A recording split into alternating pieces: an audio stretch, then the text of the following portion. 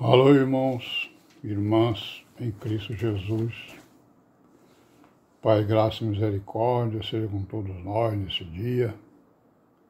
É o 24, de julho de 2023.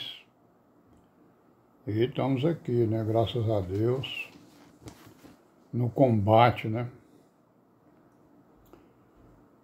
combatendo as hostes espirituais da maldade, Em nome do Senhor Jesus e da sua igreja, Da sua congregação. E estamos aqui em vigilância, Oração, meditação, a nossa luta é essa, A nossa luta contra as hostes espirituais da maldade é o quê? É a vigilância, a obediência à palavra, oração, meditação, não é isso? Essa é a nossa luta. Porque se nós estamos em obediência à palavra, nós estamos nos confrontando contra as hostes espirituais da maldade que estão em completa desobediência, E procurando influenciar as pessoas, Procurando influenciar o mundo, as nações, as pessoas, para que elas sigam o caminho do mal, Certo? Caminho das guerras, Da desobediência, da morte, E assim vai, Graças a Deus.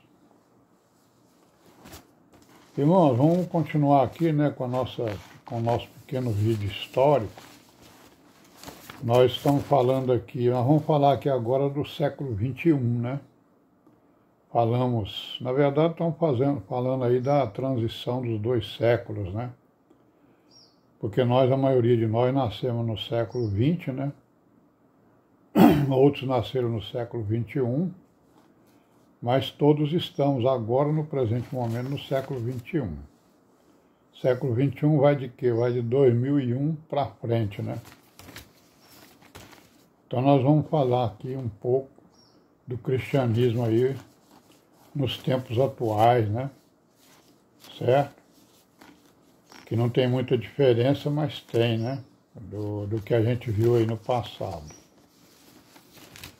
Porque, por exemplo, a partir de 1986, ainda no século XX, apareceu no meio do cristianismo o entendimento de que irmão vota em irmão. Quer dizer, nós vimos nos vídeos anteriores que o cristianismo, então, resolveu abraçar a política, o poder, Certo? Dando uma demonstração de que eles não são forasteiros aqui, Eles têm pátria aqui na terra, Como diz o apóstolo Pedro, Somos forasteiros aqui, Então eles resolveram entrar para a política. E nós vamos ver por que tem uma teoria por trás disso, uma teologia que impulsiona, o seu pensamento e o seu agir, Então eles passaram a focar o poder, certo? O poder político. Porque, na verdade, nós vimos aí que no passado eles elegeram seus inimigos, E o principal inimigo deles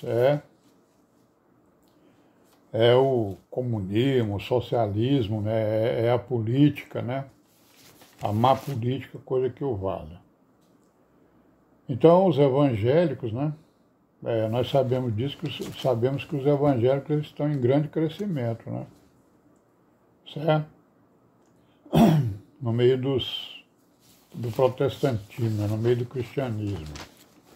Evangélicos, os carismáticos, E eles têm, então, na sua teoria lá, nas suas doutrinas, nos seus ensinos, eles passaram, então, a defender, que as suas igrejas entrem na política, né? Certo? E eles estão em crescimento, nós sabemos disso, estamos vendo aí a todo momento, né? O crescimento está grande, né? E as denominações americanas, nós sabemos que as denominações americanas, elas tiveram uma grande influência, né? Nas decisões políticas na América Latina e no mundo, né? Então, o que está acontecendo no mundo está também acontecendo lá nos Estados Unidos, né? Que é o centro do evangelicalismo hoje, né? Nós sabemos disso. Então, um tipo de teoria que está por... São várias as teorias, né? Nós vamos ver algumas delas. Uma delas é a teoria do reino presente, né? Ou teologia, né? Quando a gente fala de teoria, nós estamos falando também de filosofia e de teologia, certo? Então a teoria deles, que é a mesma coisa que a filosofia e a teologia, uma delas é a teologia do reino presente, né? O que significa isso? Significa que essa teologia ela pertence principalmente ao neopentecostalismo, né? Ou seja, eles querem o reino presente, eles querem o milênio presentemente. Nós vamos ver, já vimos que eles entendem que Jesus Cristo virá depois do milênio, né?